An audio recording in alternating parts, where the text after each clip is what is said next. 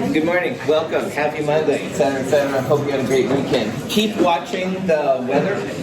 We don't know what's happening day to day this week, so if there are any closures and stuff like that, I'll let you know. On the other hand, if we don't hear, then probably we're business as usual, and it should be okay. So I hope you had a good weekend. We're going to finish this chapter talking about the last and maybe one of the most important things in this section, which is polarity. And while in a normal bond, you would expect two atoms to share their electrons equally, what almost always happens is that one of the two atoms in the bond wants electrons more than the other. So you end up with what they call a partial positive and a partial negative charge. And the effects of these different compounds is quite distinct. We're going to be seeing that water, which is this molecule, very, very polar. Methane, CH4, this molecule, very, very nonpolar. And what that means is that this thing doesn't have partial positives and partial negatives, but water certainly does. And look at the difference in the boiling points. Now these molecules have roughly the same molar mass, so the same amount of energy is required to get them into the gas phase, which is what boiling point represents. But there's a 260 or so Celsius separation between those two, and that's the direct result of polarity. So polarity is really important. Water also helps to dissolve ionic compounds really well, and this is something you've seen since Chem 221 as well. So polarity is a direct result of analyzing Lewis structures as well. This is another tool and stuff that you can see.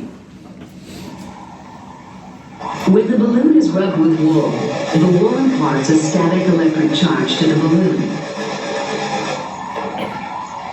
When we place the balloon near the water, the stream is attracted to the balloon. The polar water molecules act as though they have an electric charge as well. Water molecules carry no overall electric charge, but they do exhibit polarity. The positively charged end of the water molecules and the negatively charged balloon attract each other. When you rub a balloon with silk, or you can do it against your hair too and stuff, anyway, it creates then a slight negative static electric charge. And water, because it's polar, has a positive and a negative side to it. And we'll talk about where that is. But realize that your balloon here is negative. And notice how the hydrogens are aligning themselves with the negative, and the oxygens are trying to get away from the negatives. Do you think that the hydrogens are going to be positive or negative in water? Positive. Positive, exactly. Opposites attract. So if this is a big negative thing, the water's here, the water side of the molecule, if you will, is the slight positive charge. And the slightly negative oxygen side is trying to get away from it. Negatives repel, and positives and negatives attract. Can the formal charge actually help you determine whether the molecule is polar or nonpolar? Sometimes, but it's not as good as using electronegativity, and that's something we'll see here, yeah. So, what's the Lewis structure for oxygen? So we're looking at water, H2O, all right? And the oxygen in water is where the slightly negative side is going to be. Yeah. Because it doesn't have any electrons or lone pairs. Let's keep going a little bit further, and I think it'll help answer these questions, man. All right. All I'm doing is like previewing something, all right? And the hydrogen side of these waters is going to be the positive side. The oxygen with the electrons you just mentioned, that's going to be the negative side. So let's look again at HCl, which we've done a few times already. All right, this is the Lewis structure right here for HCl. And if you literally just look at it, all right, chlorine is bristling with electrons, all right? Tons of lone pairs. It's got a bonded pair and stuff. Hydrogen, you can see, has just the single bonding pair. So when you have a molecule like HCl, H and Cl make a covalent bond, the sharing of electrons, and that part is still the same. But chlorine has a lot more electron density than hydrogen does. And we'll see here in a little bit, like I alluded to Joseph earlier, or Dimitri, I can't remember my own name this morning. Anyway, somebody I said, electronegativity is going to help us to see that chlorine is the more negative side. So when a chemist thinks about HCl, we think about it as having two polar sides, a positive and a negative. So a dipole, all right, is nothing more than a slight positive or a slight negative side. And we call HCl polar because the electrons are not distributed equally. If we had another Cl right there to make Cl2, all right, then you'd have equal electrons on both sides and there wouldn't be this separation. But between Cl and H, this one's definitely going to happen. So in chemistry, sometimes you'll see this little delta. This is a lowercase delta symbol. Delta plus indicates the positive part of the dipole, and delta negative represents the negative part. And sometimes you'll see these kind of arrows too, where you have like a plus at one side, I like to think about it. The plus represents the partial positive, and the arrow points towards the partial negative. So in HCl, we would say that the chlorine is slightly negative. All right, that's like the oxygen and water we saw earlier. And the hydrogen, on this case, would be the slight positive part. Now, if you get confused on polarity, it helps to go back to the Chem 221 rules for ionic compounds. And in Chem 221, all right, was hydrogen more likely a positive one or a negative? Positive, absolutely. So positive then means that hydrogen most likely will be the positive side. What was the expected charge on a chloride in Chem 221? Minus one. Good, that's right, -1, that's right. So chloride likes to be -1, hydrogen more likely +1, not always, but more likely. That's a lot of times a good place for these rules. You have a question? Hydrogen has one bonding pair, so it would technically have more electrons than protons, making it overall density. It's sharing the electrons, it hasn't acquired those. Those two electrons are being shared equally. You can think about it like one on the H and one on the Cl. If it was H+, that would mean it lost all of its electrons. And you can have a hydride too, Brendan, which is when it takes both of those electrons. And a hydride would be H with a -1. But these guys are just sharing it. So I like to think of it like as a handshake. Hey, Brianna, what's going on? I know you're sick, it's okay. If Brianna rips my arm off, which is kind of Friday the 13th protest, but anyway, that would be like her getting a -1. But the sharing is really what we're talking about. Yeah, Eric. That makes sense for what you said about ionic bonds, the electronegativity doing that way. But what about covalent bonds? Cool. All of these are covalent bonds. They're all the electrons being shared, yeah. Brandon's question is kind of like this too. If you can have ionic, which is when electrons are transferred, and then you'd have like HCl in water is hydrochloric acid, then you've got true H+ and Cl-. But here, the electrons are just being shared. They're all together. So you can use, though, the ionic rules to make predictions as to where the dipoles are, like which one's positive, which one's negative. So does the Lewis structure of water have 3 bonding pairs and 2 lone pairs? All oxygen central atoms are limited to 4 pairs total. So oxygen's going to have 2 lone pairs and 2 bonding pairs, and one of the bonding pairs goes to the first H and the other one to the other. And there 3 bonding pairs between the because it has that. Let's talk. We'll talk more about water. We've looked at water on Friday, I think. So go back in your notes, or I'll talk to you after class. Stuff. Yeah. Now, polar, nonpolar makes a big difference for a lot of things.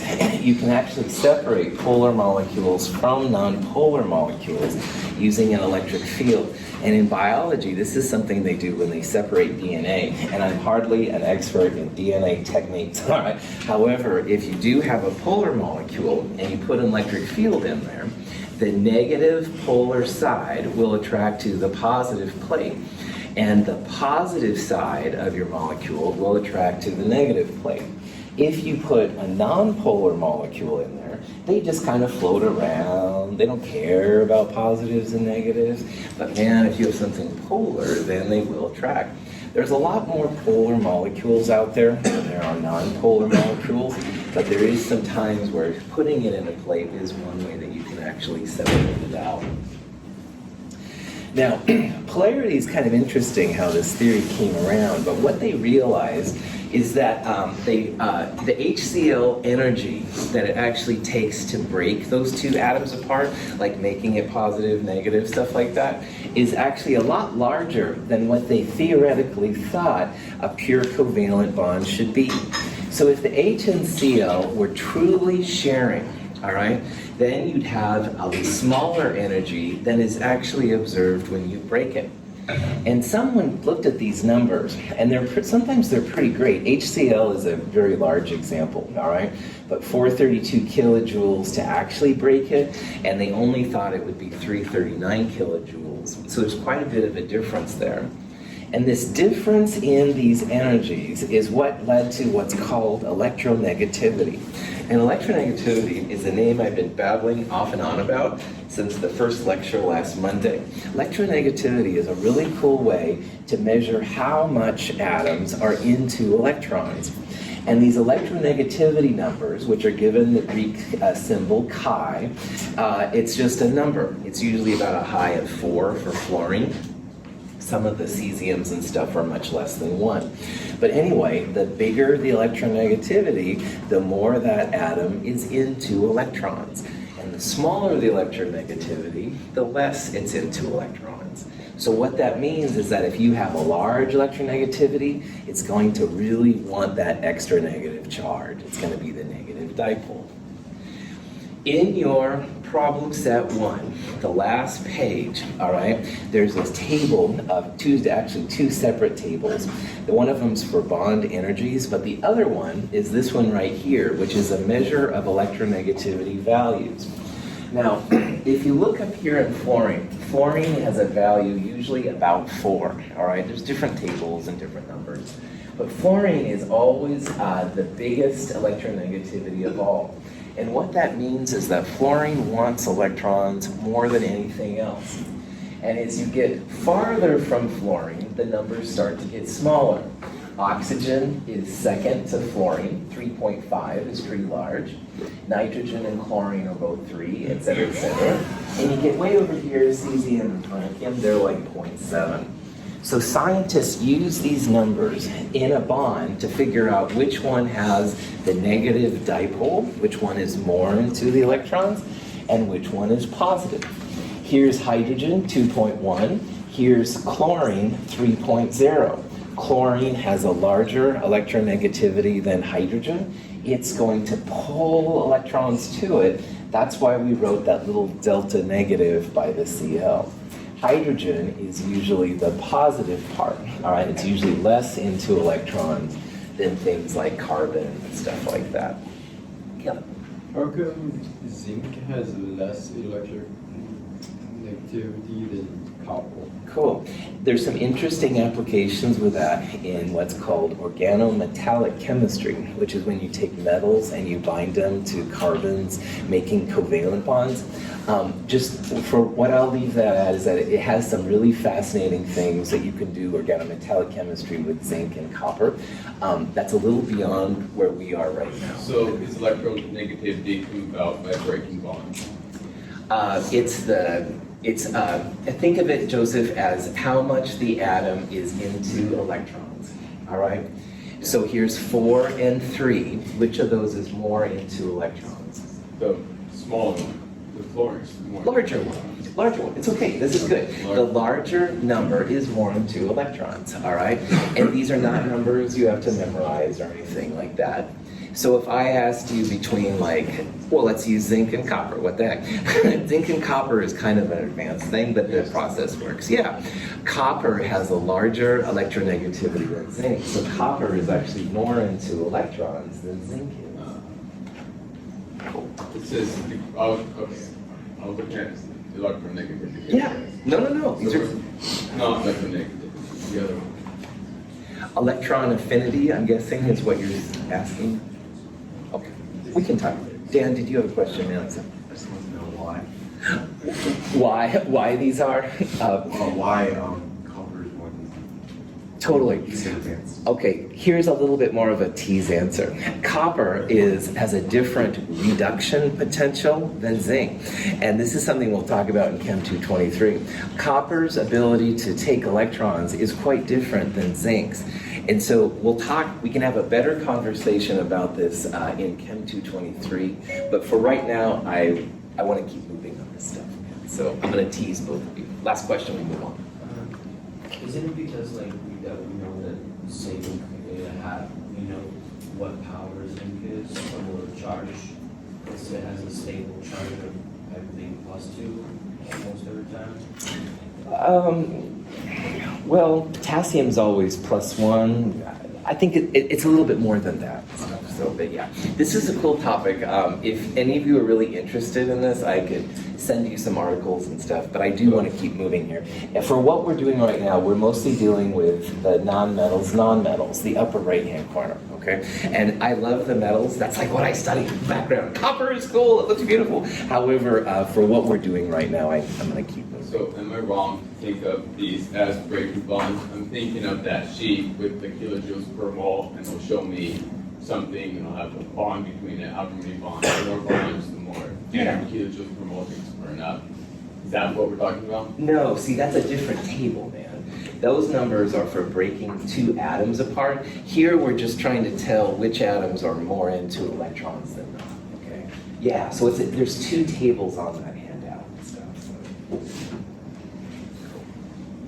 I assumed that I knew what a polypeptide chain looks like, except for the way in which it's folded. And I wanted to fold it to form the hydrogen bonds. I had a cold.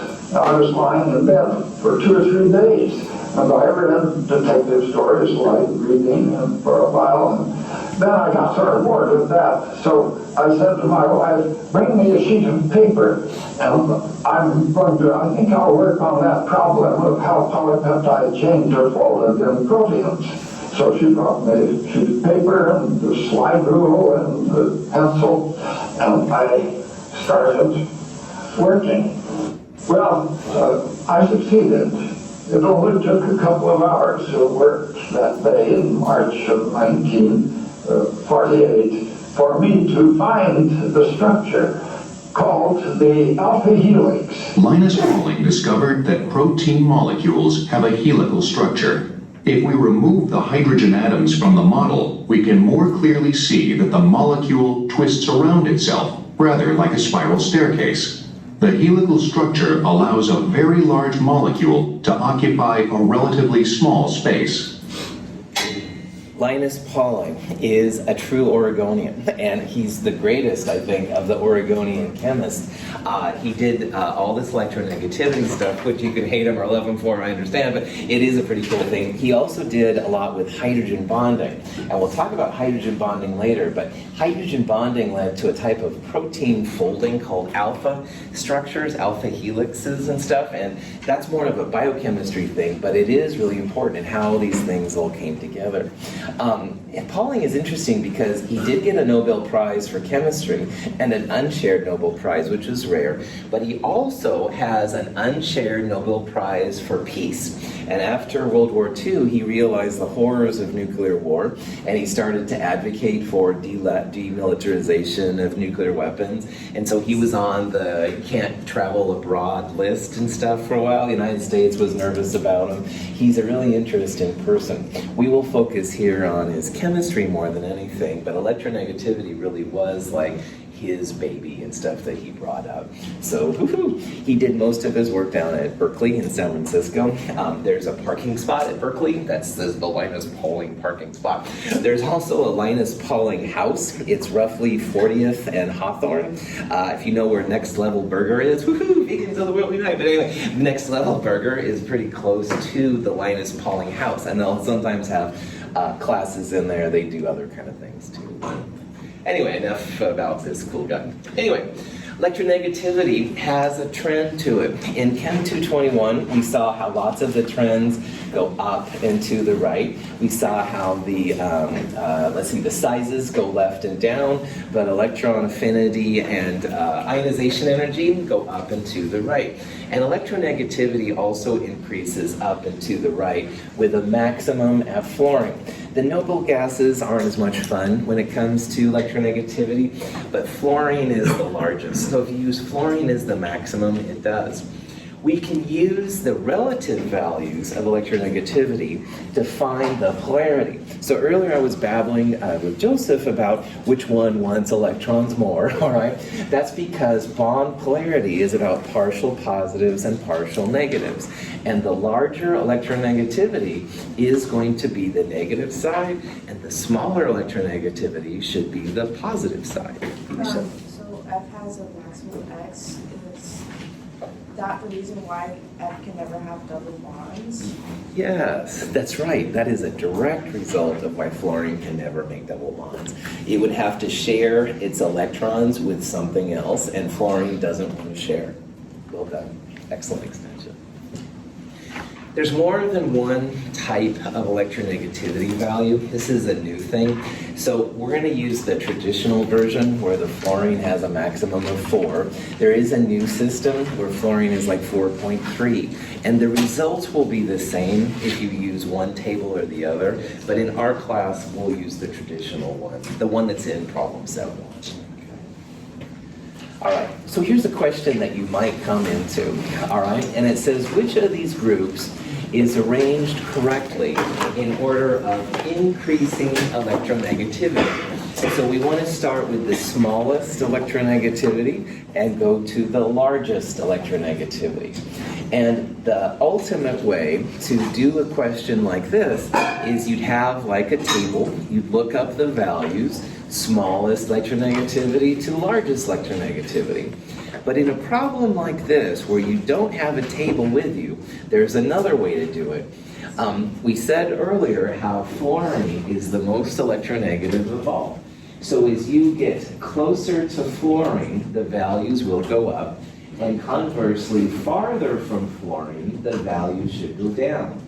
So if you look at these elements, oxygen is right next to fluorine on the periodic table. Oxygen is probably going to be second only to fluorine. So of all of these, oxygen is closest to F. That should be just a little less than F.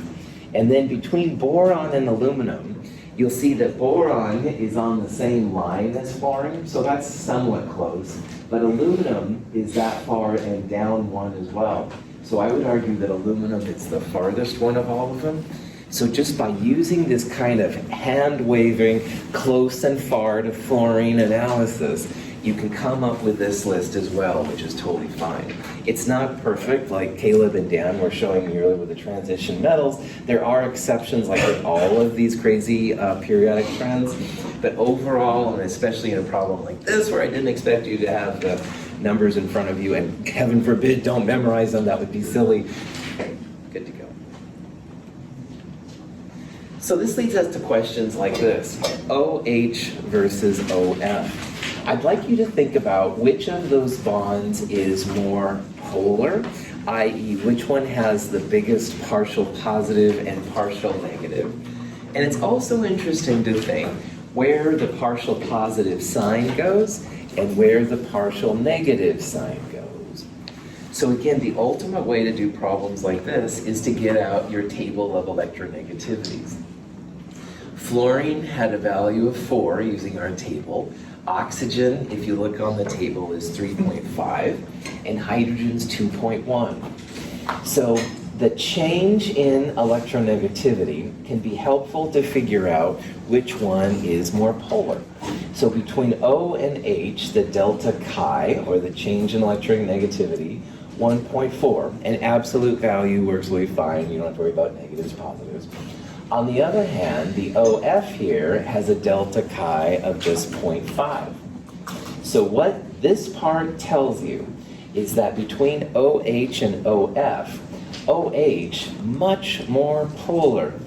So again, what this means then is that OH has much more of a partial negative and a partial positive, all right? As that delta chi goes up, you have a bigger separation of those charges. So if we were going to think about negatives and positives, all right, we would definitely say that this one is more like an ionic bond, going back to what Eric said, than OF is. But there's one more thing you can glean from it. If you look at the electronegativity values themselves, the larger value in the pair is going to be the negative one. In OF, this partial negative is on the fluorine, but on OH, the partial negative is on the oxygen. So this goes back to what Lisa was bringing about earlier. Fluorine really likes electrons more than anything else. It's always going to be the negative one. Oxygen, usually the negative one, but with fluorine it loses out. But because electronegativities are so similar, this is less polar than this one is right here. You had a question. So are we just ignoring the negative signs and just seeing which one has the bigger number? Yeah, look, think of it as like a difference and then absolute value of it would be fine. You bet. That's right. That's the easiest way to do these. Okay. So here's some more examples, 5 different kinds of bonds and stuff. Which one of these do you think would have the greatest bond polarity? All right? Now, I want you to think about this a little bit before you start hitting your eye clickers. Bond polarity means separation, a difference in electronegativity values, all right? And it might be very tempting, like E right here, fluorine, all right? Fluorine is the most electronegative. But because it's the difference between electronegativities, what do you think the difference in electronegativities is between two? 0, that's right, yeah, same number. We saw it was 4. So 4 minus 4, 0. This is a non-polar bond. Each fluorine yanking electrons to it, but if you're yanking from your twin or your clone or something like that, it's going to have the same power. This is a non-polar bond. So when you look at these other 4, all right, what I would do is I would try to literally look for separation on the periodic table, because more often than not, that's going to be the biggest electronegativity difference. N and O, very close to each other on the periodic table. These guys are fairly close, but look at this one, K and F. Fluorine's far right, potassium is far left. That one's going to have the largest electronegativity difference. Now, instead of looking at separation on the periodic table, you could also look at the actual values of electronegativity in that table, and you could compare them and stuff that way too, which would be fine. If you added up all those values, do you think that the answer would be many times the rest of these combined? So I want to make sure we're clear here. You take the difference, like subtract one from the other. You don't add them together, all right? So like fluorine is 4, 4 minus 4, this one would be 0, all right? So you look for the biggest difference between them. I'm just saying, I know K and F has got to be a huge number, right? And I know that N and O, B and N, and S and Cl, those could be very, very tiny numbers, all of them. I love. So do you think if you add all those A, C, and D values, and then you compared it to K and F, do you think it would be like many times the number? Makes sense? Joseph, the only thing I'll say here publicly is that this is going to be ionic, which is like extreme polar covalent, right? And so I would guess it would be bigger, but I don't honestly know. Yeah, good questions. Dimitri, you had a question? Oh, no. Okay, cool. Other questions? Okay. So you can have polar bonds, you can have polar molecules, but sometimes you will have a molecule which is nonpolar with polar bonds.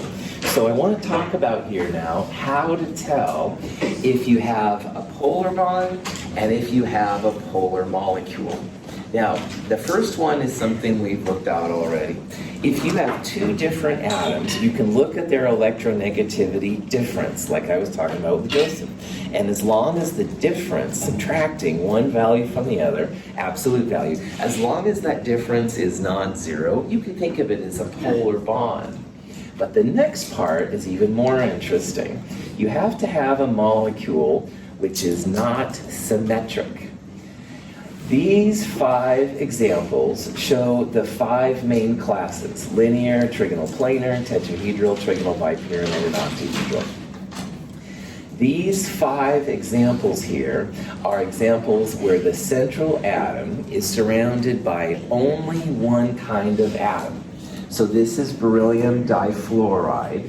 Beryllium is only surrounded by fluorides. Boron trifluoride, boron only surrounded by fluorines. Here's CF4, PF5, SF6. Again, every central atom in this example here is surrounded by the same kind of atom. These molecules are not polar, all right?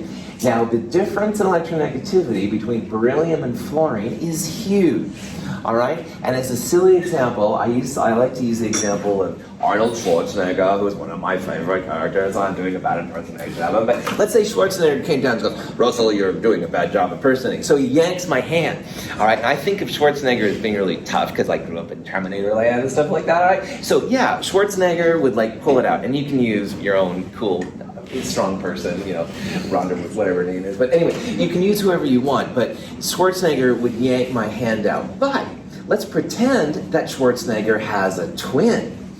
And Schwarzenegger's twin comes down and goes, I'll pull him from this side. Well, each Schwarzenegger could yank me out because all I do is eat pizza and play video games and watch bad movies. But anyway, each Schwarzenegger could pull me hardcore. But if I've got a Schwarzenegger on each side, 180, cancel out. Assuming my hands don't rip off.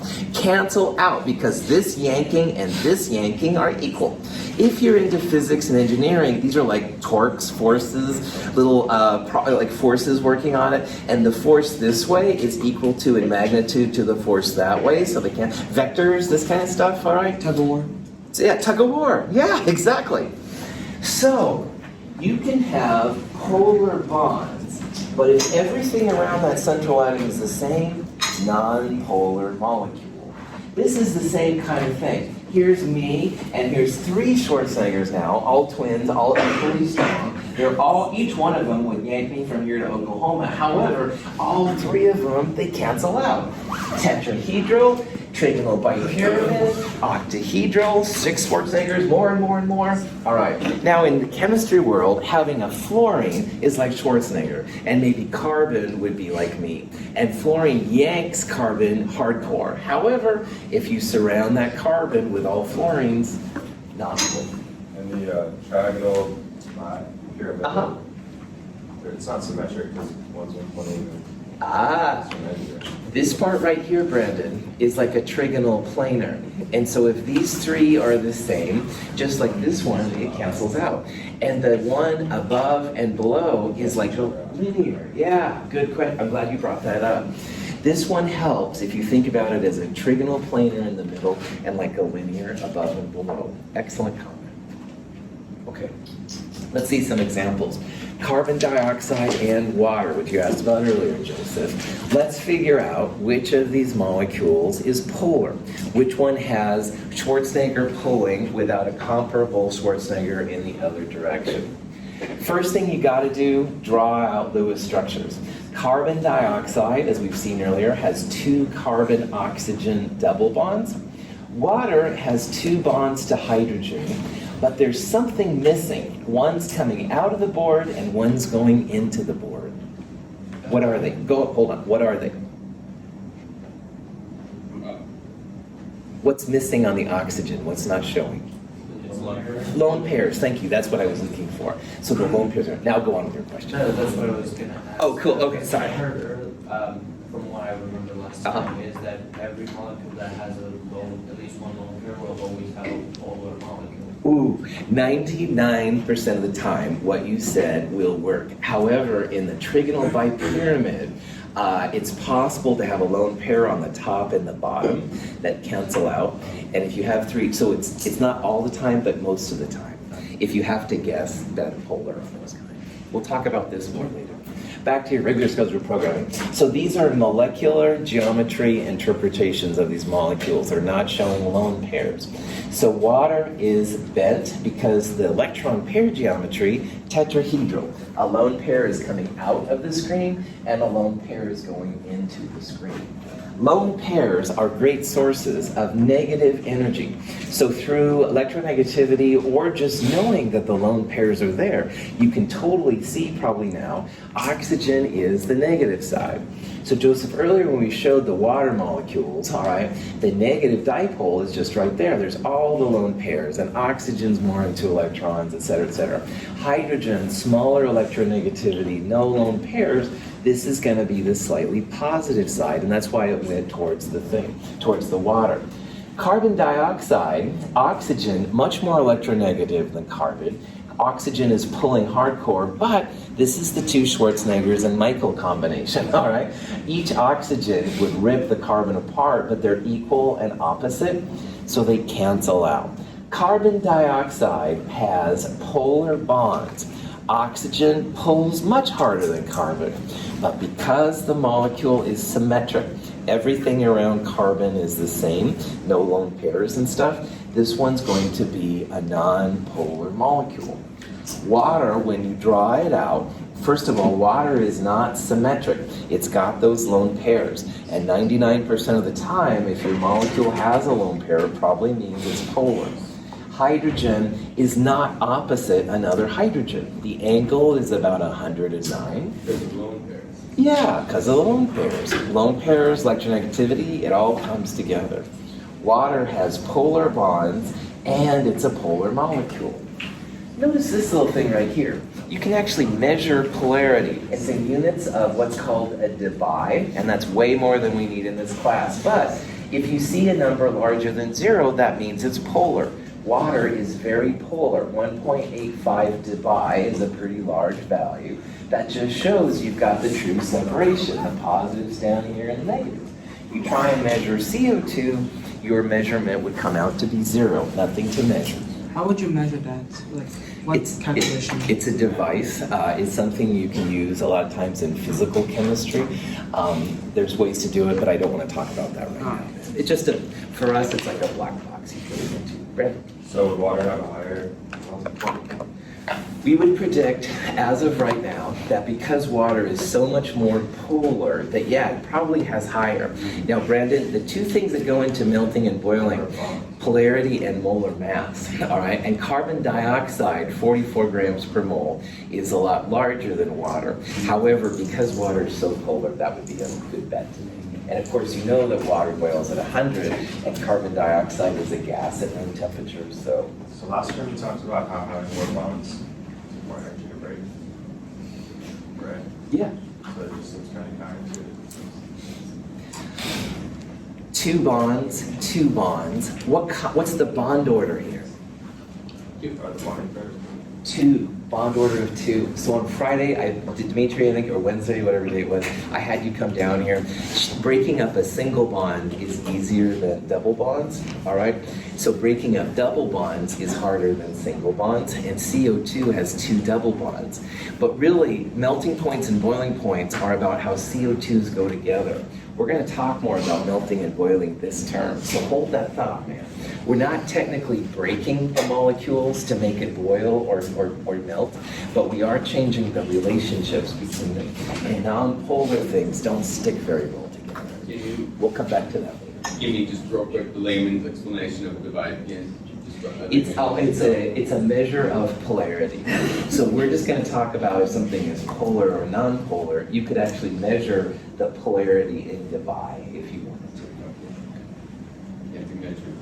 Yeah, that's right. Look, this would be a good thing to look up online. We're not going to spend a lot of time here. I don't even think we have one of these at Mount Hood. I could be wrong about that, but it is a device that can be used to measure polarity.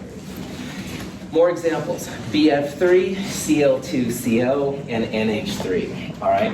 If you draw out these Lewis structures, then, all right, here's the molecular geometry version of them. BF3 is a boron in the middle of fluorine. Carbon has a double bond O and 2 single bond Cls. Notice here that they put the Cls first, but carbon was in the middle. As the molecules get more sophisticated, sometimes the first atom, is not going to be the central atom.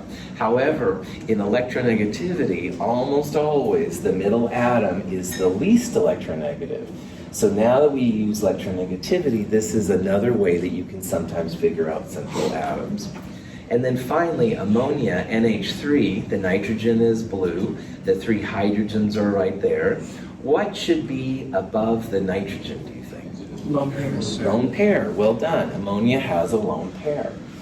Now, boron fluorine is a very, very polar bond. But even though the bonds are polar, everything around the boron is not the same. So BF, or is the same, I'm sorry. Each BF is the same all the way around. Sorry, it's a symmetric molecule. There we go, got myself out of the mud there. So BF3, everything surrounded by the same thing, it's symmetric. Non-polar, we couldn't measure any divides and stuff for that. Yeah. On the other hand, over here, that lone pair, definitely we're gonna have some polarity. Everything around the nitrogen is not the same. If there was a fourth hydrogen up here for ammonium, that would be an example of something nonpolar. But lone pair breaks the symmetry. It also more often than not makes things polar. And C double bond O is certainly different than CCl bonds, so that's going to be a polar molecule as well. If you have to guess in this class, guess that a molecule will be polar. There aren't that many examples, really, of nonpolar molecules. But, of course, there will be some, so it's better to think about it and draw the Lewis structure out. And again, the punchline, regardless of electronegativity, if everything around the central atom is the same, nonpolar. But otherwise polar, and that includes lone pairs. So just a question with Lewis structures. With figuring out which atoms in the center, is it just kind of like an thing? It's always the lowest electronegativity. It's never hydrogen. And most of the time, Caleb, it's the first atom listed. This one, it wasn't. This chemist was trying to give you a hint that the Cls were connected to carbon. And we'll start seeing this more and more, I'll be honest. But more often than not, the first atom listed will be the central. So let's go back to what Caleb said, because this is important, man. So to figure out central atoms, usually the first atom listed, never hydrogen, and if in doubt, like on this one, it's the lowest electronegativity. So electronegativity has lots of uses in our world. So, for the bonds, the polar bonds, the ones that have the same difference, like BF3, would that be polar or non-polar? Cool. The BF bond is really polar. The difference in electronegativity between F and B is pretty large.